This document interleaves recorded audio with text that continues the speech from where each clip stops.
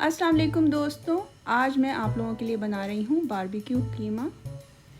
वैसे तो हम सब ही कीमा डिफरेंट रेसिपीज़ से अपने घरों में बनाते हैं, लेकिन ये रेसिपी ऐसी है जो आप अपनी दावतों में बना के अपने मेहमानों को बहुत खुश कर सकते हैं और अगर चाहें तो रोज़मर्रा खानों में भी इस कीमे को बना के अपने घर वालों का दिल जीत सकते हैं। इसके लिए हमें आधा नींबू का रस चाहिए, 3 टेबलस्पून हरी मिर्च का पेस्ट, 3 टेबलस्पून अदरक और लहसुन का पेस्ट जो कि फ्रेश है, 2 प्याज मैंने फ्राई कर ली थी और इसे क्रश करके यहाँ रख लिया।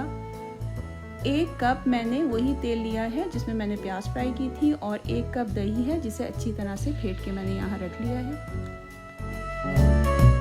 इस रेसिपी के लिए मैं शान का बिहारी कबाब मसाला इस्तेमाल करूँगी। मैंने यहाँ पे 2 पाउंड्स तकरीबन 1 किलो के बराबर बीफ का कीमा लिया है, लेकिन आप चाहें तो मटन और चिकन से भी इस रेसिपी को तैयार कर सकते हैं। अब हम तमाम मसाले डाल के इस कीमे को मैरिनेट करेंगे। सबसे पहले मैंने शान का पैकेट खोल के इस कीमे में डाल दिया, उसके बाद अदरक लहसुन का पेस्ट डाल रही हूँ, साथ ही इसमें दही डाल दिया है मैं यहाँ पे ग्रीक योगर्ट यूज़ कर रही हूँ, इसलिए ये आपको लगेगा कि बहुत थिक है। इसी के साथ हरी मिर्च का पेस्ट और प्याज जो मैंने तल के रखी हुई थी वो डाल दी है, नींबू का रस डाल दिया मैंने। अब इन तमाम अज्जा को अच्छी तरह से मैं मिक्स कर लूँगी। आप चाहें तो हाथों की मदद से भी ये स्टेप कर सकते हैं। इस कीमे को अगर ओवरनाइट मैरिनेशन दी जाए तो क्या ही बात है, लेकिन अगर आपके पास टाइम ना हो तो 4 से 6 घंटे भी बहुत रहेंगे।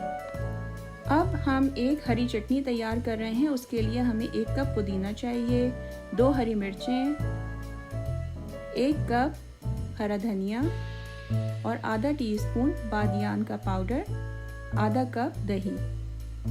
इन तमाम अज्जा की मैंने चटनी बना ली है, थोड़ा सा पानी डाल के और उस दही में मिक्स कर दिया है और साथ ही बादियान का पाउडर भी डाल दिया है।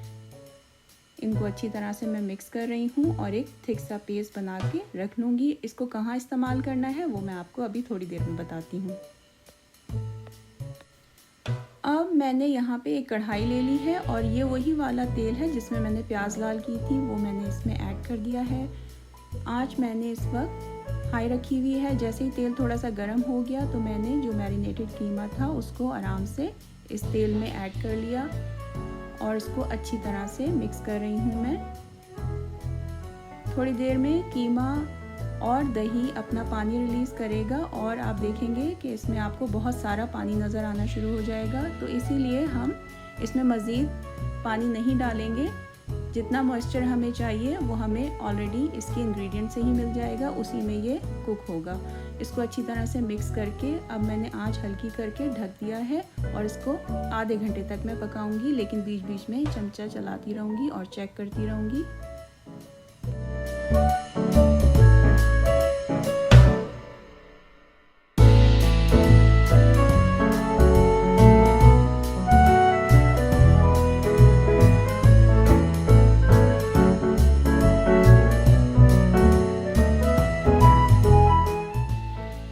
ये देखिए दोस्तों, यहाँ तकरीबन आधा घंटा हो गया है कीमे को पकते हुए और पानी आप देख रहे हैं काफ़ी हद तक ख़त्म हो चुका है। तो अब मैंने यहाँ पे चूल्हे की आंच तेज़ कर ली है और इस कीमे को भूनना शुरू कर दिया है।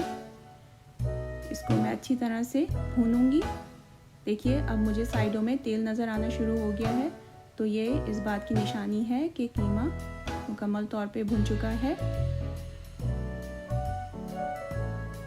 अब आप लोग ये सोच रहे होंगे कि मैंने तो ये शान पैकेट मसाले से कीमा तैयार कर दिया, तो इसमें ऐसी क्या ख़ास बात है। तो कहानी का ट्विस्ट शुरू होता है। अब इस पॉइंट पे मैंने चूल्हा बंद कर दिया है और बीच में थोड़ी सी जगह बना ली है।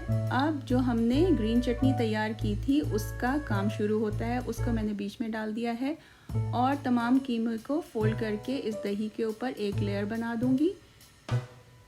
जब आप खाएंगे तो उस वक्त ये दही इतना क्रीमी और स्मूथ टेक्सचर देगा कि बस मज़ा दोबाला हो जाएगा इस रेसिपी का। ये देखिए दोस्तों, मैंने दही को मुकम्मल तौर पे मिक्स नहीं किया है कीमे के साथ। आप भी इसी तरह से एक हल्की सी लेयर दीजिएगा अब मैंने एक फॉइल का पीस बीच में रख दिया है और एक कोयला दहका के मैं इसके ऊपर रख रही हूँ ताकि हम बारबेक्यू फ्लेवर दे सकें, क्योंकि भाई हमारी रेसिपी का नाम ही बारबेक्यू कीमा है, तो वो वाला फ्लेवर हम इस कोयले से लेके आएंगे। अब मैंने इस पर थोड़ा सा तेल डाल दिया है और इसे ढक के तकरीबन 2 मिनट तक मैं स्मोक दूंगी ताकि ज़बरदस्त स्मोकी फ्लेवर आ सके। सर्विंग डिश में निकालते हुए भी इस बात का बहुत ध्यान रखिएगा कि दही मुकम्मल तौर पे कीमे के साथ मिक्स ना हो जाए, एक लेयर नज़र आनी चाहिए दही की।